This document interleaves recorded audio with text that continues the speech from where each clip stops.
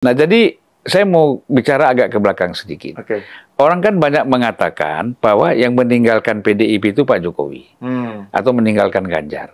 Ini kan sebenarnya orang lupa ya bahwa orang pertama yang mendukung Ganjar menjadi calon presiden itu adalah namanya Jokowi. Bersama dengan wali kota, mantan wali kota Solo itu siapa?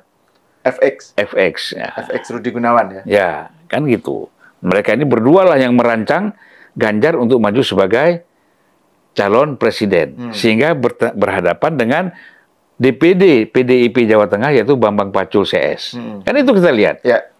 Nah, artinya apa? Jokowi itu supporter pertama. Dan saat itu Megawati masih belum setuju Ganjar untuk menjadi calon presiden. Dan komentar-komentar Hasto juga nggak enak. Ya kan? Dengan Mbak Puan kita udah tahu lah. Ya. Katanya sampai acara Mbak Puan tidak diundang dia kan, segala macam. Itu yang menjadi dia viralkan terus kan, gitu. Di media sosial. Nah, jadi kalau kita lihat memang Pak Jokowi waktu itu memang Ganjar benar. Gitu. Nah, dalam proses selanjutnya kan kita lihat bahwa ini kan orang mempelajari. Orang ini betul-betul bersahabat, loyal, atau memang setia nggak sih sama saya? Kan Pak Jokowi mempertanyakan hal itu pasti dalam dirinya.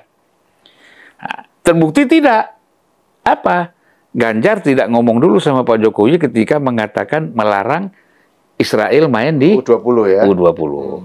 Ya kan langsung dia kan dengan Gubernur Bali itu menyatakan menolak itu kan kehadiran Israel gitu. Nah, di situ kan udah jadi catatan buat Pak Jokowi. Apa salahnya sih? Tanya saya dulu. Ya kan? Pak, ini ada begini-gini gimana Pak? Apa yang ini? Kan dia sebagai gubernur. Ternyata dia lebih mementingkan PDIP-nya daripada Pak Jokowi, faktor Jokowi. Artinya kan ini udah mulai renggang nih.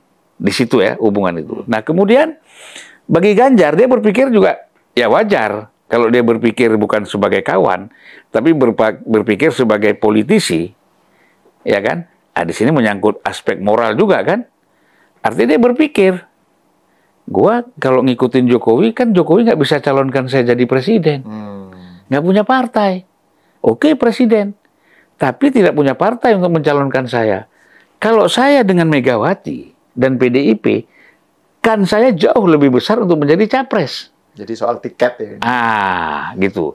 Nah, lama-kelamaan kan Jokowi kan berpikir, ya wis, orang Jawa kan begitu, wis ya, kalau kamu memang mau ke sana aja. Ya kan nggak apa-apa. Kita berpisah. Nah, orang tuh nggak paham itu. Yang dilihat kan yang wujud aja, yang latennya tuh orang nggak lihat. Nah, ini yang latennya itu sebenarnya yang terjadi. Nah, sampai pada akhirnya deklarasi Ganjar Pak Jokowi last minute kan dikasih tahu.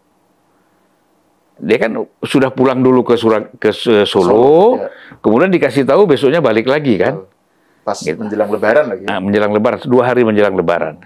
Jadi kalau kita lihat ini memang tidak bisa juga PDIP menyalahkan Pak Jokowi bahwa Jokowi berkhianat kepada PDIP, tapi ada proses. Terutama adalah Ganjar, gitu loh. Nah, jadi kalau kita lihat dari situ kan jelas itu. Kemudian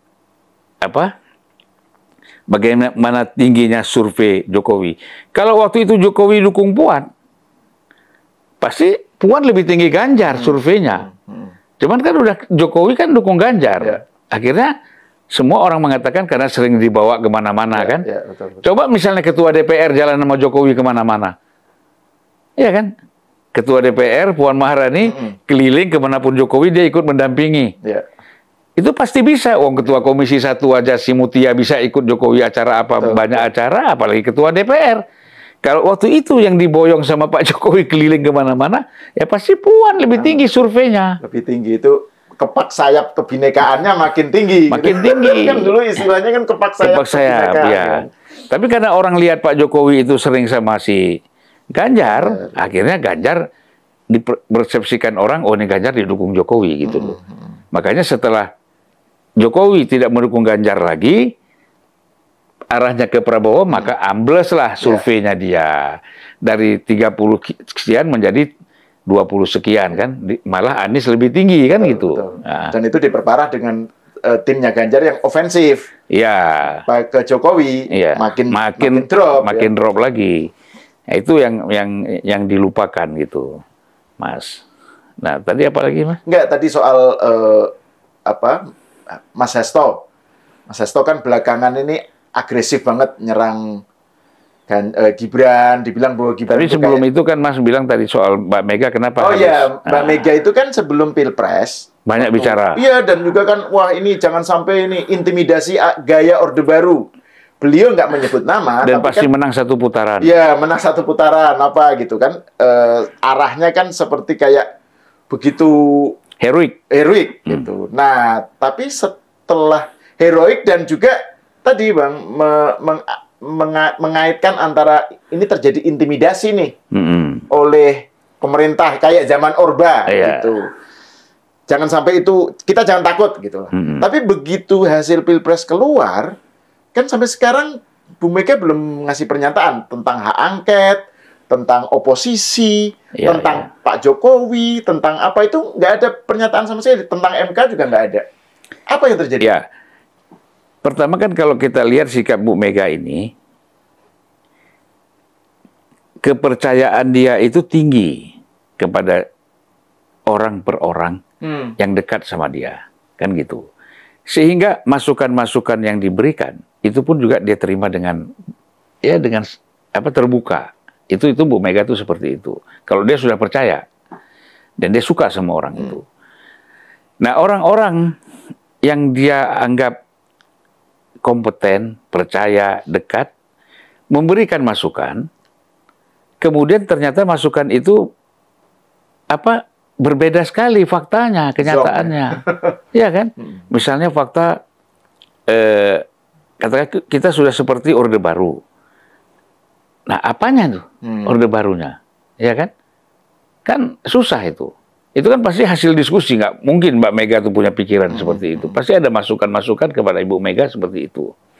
Kemudian kita menang satu putaran. Itu 2 kali kalau nggak salah Ibu dalam 2 momen bicara di depan relawan, satu lagi saya nggak tahu di depan apa acara PDIP, bilang itu. Nah, kita kan bertanya, kok Ibu ini bisa yakin satu putaran? Ya kan? Kalau dia membaca survei, kan nggak mungkin. Bahkan Saiful Muzani aja survei yang di hire oleh Ganjar dan mungkin juga PDIP, saya nggak tahu ya. Juga kan kira-kira hasilnya kan sama dengan yang lain. Terbukti quick-count-nya SMRC kan sama dengan yang lain. Ya kan? Jadi tidak ada perbedaan. Lalu kenapa Ibu Mega berani mengatakan satu putaran? Menurut saya ini ada masukan. Masukan yang salah dari orang-orang terdekat pasti. Nah, orang-orang ini juga ada kemungkinan salah juga membuat mapping peta. Ya kan? Gitu. Sehingga diberikanlah informasi kepada Ibu, kita menang satu putaran. Nah, Ibu percaya mungkin yang menyampaikan ini orang-orang terdekat dia yang nggak mungkin salah gitu loh. Ya kan? Ya, Ibu Mega kan bukan seperti SBY ataupun seperti Prabowo misalnya. Atau katakanlah seperti Jokowi yang memang yang namanya survei itu betul-betul dipelajari. Kan sehingga banyak juga kawan-kawan yang punya lembaga survei itu kan diundang Pak Jokowi untuk bertanya bagaimana keadaan. Ibu Mega kan orangnya bukan seperti itu. Kalau ada masukan begini ya dia terima gitu loh. Sehingga setelah melihat kenyataan tanggal 14 Februari seterusnya, apalagi dengan realcon, quick-count ya, dia lihat kok beda sekali, malah bukan satu putaran, kita nomor 3 gitu loh. Nah ini kan orang terus terang kan, wah gimana ya gitu. Nah jadi buat Ibu Mega ini betul-betul menjadi satu pikiran, perasaan yang dia rasakan. Dia sekarang sedang kontemplasi lah kira-kira, ya kan, merenung kenapa hal ini terjadi. Kan dia juga bisa berpikir, apa tega nih orang-orang dekat saya ini ingin menjerumuskan saya. Belum tentu juga kan, bisa jadi orang ini juga kadang nggak tahu ini kan berantai nih, informasi-informasi gini ini kan berantai. Misalnya Mas percaya saya percaya lagi sama orang lain, percaya lagi. Nah, semakin jauh kepercayaan itu kan semakin informasinya kan semakin jaraknya semakin jauh gitu kan. Ini kayak sanad ya. Kalau dalam hadis itu ada mata rantai transmisi pesan. Nah, sanad itu kan begini, kadang-kadang ada 1, 2 yang nggak dipercaya orangnya kan. Betul. Nah, di sini kan bisa juga. Ya. Gitu, mata rantainya ada yang putus nih 2. Ya kan, ternyata orang ini pernah berbohong. Kan itu akhirnya hadisnya kan dianggap doif. Ini tepat ini kita bicarakan ini masa Ramadan. Bicara. Nah, tapi di sisi lain kan tadi yang soal Mas Hasto ya. Jadi Ibu Mega yang seperti itu, kemudian kan ini Mas Hasto kan belakangan kan gencar banget nih. Iya. Ada rangkaian serangan terhadap Gibran ya. Terus belakangan terhadap Pak Jokowi yang dia bilang akan men-take over PDIP. Sampai Pak Jokowi berkomentar, kan jarang banget Pak Jokowi berkomentar terhadap serangan kepada beliau kan. Nggak usah begitulah atau gimana sih? Ya, pertama kan Pak Jokowi waktu pertama ditanya wartawan persis hari yang sama, Pak Jokowi itu kan mengatakan bahwa wah, PDIP ya, saya pikir Golkar. Gitu kan. Kan diisukan Golkar, kok jadi dia bingung juga, kok ada PDIP, take over PDIP kan. Waduh, dia bilang agak bingung juga dia jawabnya kan itu. Ya kan santai ya. Nah, tapi jawaban kedua tadi kan memang kita baca ada di media sosial. Bahwa kalau nggak salah beberapa TV itu mengatakan bahwa jangan begitulah, gitu kan. Hasto jangan begitulah. Nah, ini artinya warning juga buat Hasto ya. Artinya nggak usahlah buat isu-isu yang terlalu jauh gitu ya. Dasar kebenciannya kepada Pak Jokowi itu sudah terlalu dalam. Nah, itu mungkin begini. Betapa dia memang rasakan bagaimana Ibu Mega itu merasa katakanlah dikhianati oleh Jokowi tanpa melihat sebab musabab latar belakangnya. Kan semuanya kan kalau kita nggak emosional, kita lihat kan sebabnya apa sih, latar belakangnya kenapa sih begini. Jadi kita semakin rasional, semakin hal-hal kebencian bisa kita minimalisir. Yang kalau yang kita buat itu adalah terus pakai perasaan, baper, nah ini yang susah. Akhirnya semakin kebencian semakin besar, semakin tebal. Artinya bangun pagi, saya serang Jokowi. Kan sama dengan Rocky Gerung kan? Iya. Rocky Gerung lagi ingatnya langsung Jokowi. Rocky Gerung itu kan mimpinya mimpi Jokowi. Bangun pagi Jokowi. Saya ingat dulu Pak Kwik, Marzuki Usman. Itu kan pertama sekali sebagai orang yang menginisiasi lahirnya Bursa Efek Jakarta. Betul. Setiap hari diserang oleh Pak Kwik.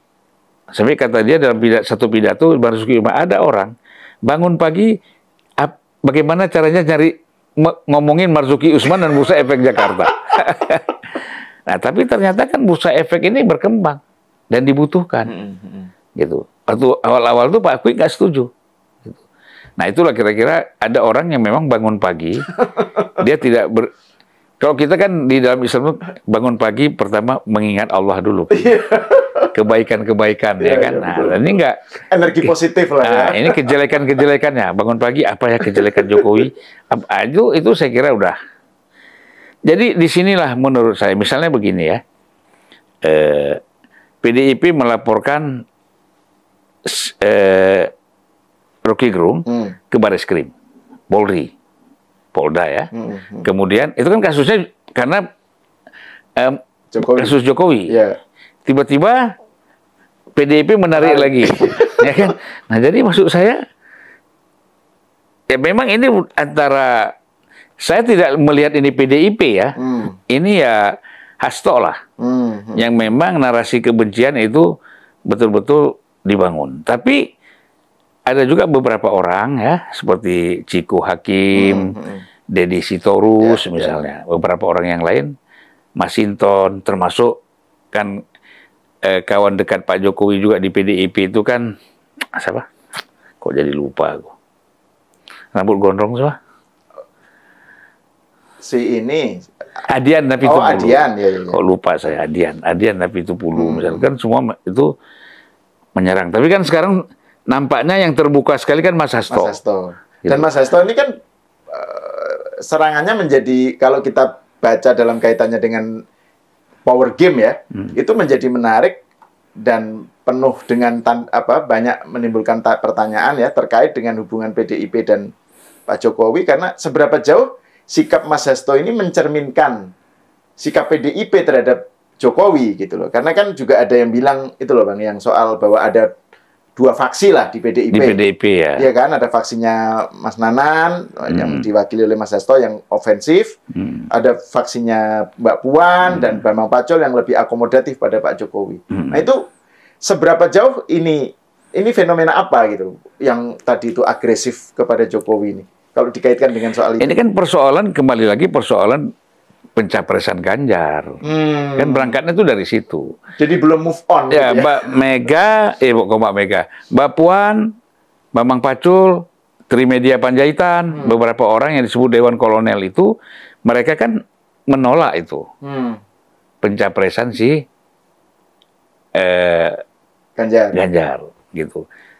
Dan mereka juga tidak menyatakan menginginkan Mbak Puan, tapi bukan Ganjar gitu loh. Nah, artinya begini, Ganjar ini suka jalan sendiri, ya kan? Merasa sudah menjadi survei tinggi, capres tinggi, jadi tidak berkomunikasi, ya kan? Bagaimana? Ya ada, kemudian komunikasi itu ada, tapi udah keterpaksaan, bukan dari awal terbangun gitu loh. Nah ini kan beda, ya kan? Kalau dari awal kita memang sudah kumpul-kumpul, sudah bicara, sudah ngobrol, ini kan tiba-tiba aja kan? Begitu dia sudah mencuat, ada clash, nah baru dia berupaya untuk itu.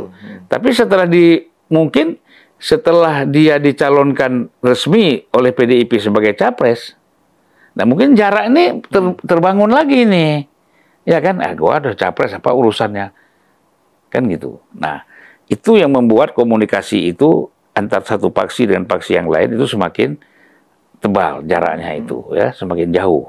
Nah oleh karena itu saya melihat